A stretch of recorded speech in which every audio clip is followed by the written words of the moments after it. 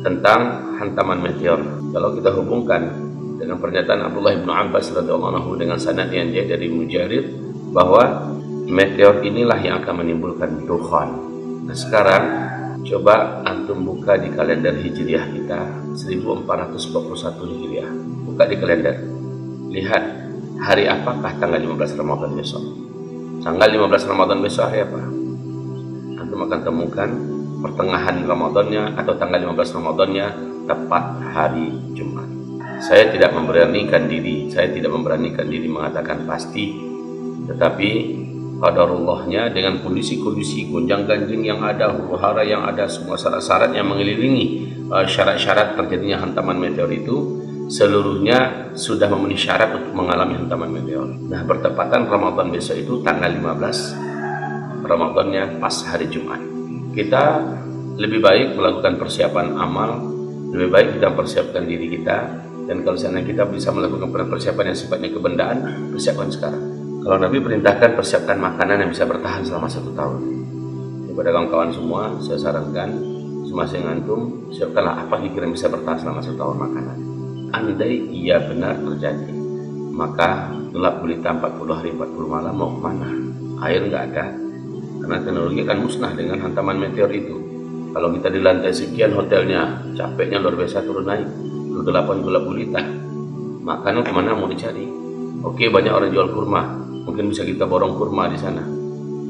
Lalu bagaimana keluarga yang ada di rumah? Namun, seandainya ini keliru dan meleset, kita semua wajib bersyukur. Siapa yang terkuat dan terbaik itu adalah doa, amal soleh yang banyak, doa dan amal soleh yang banyak, doa amal soleh yang banyak, tawakal pada Allah Subhanahu Wa Taala.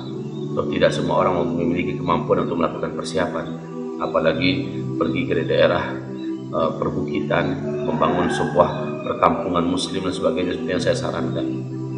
Ya, menyiapkan makanan. Banyak juga di antara kita yang fakir, yang miskin, yang tidak memiliki kemampuan untuk itu. Maka yang terbaik itu adalah merapatlah ke perkampungan Muslim yang sudah ada dan katakan pada pemilik perkampungan Muslim itu, saya siap menjadi pelayan apa saja.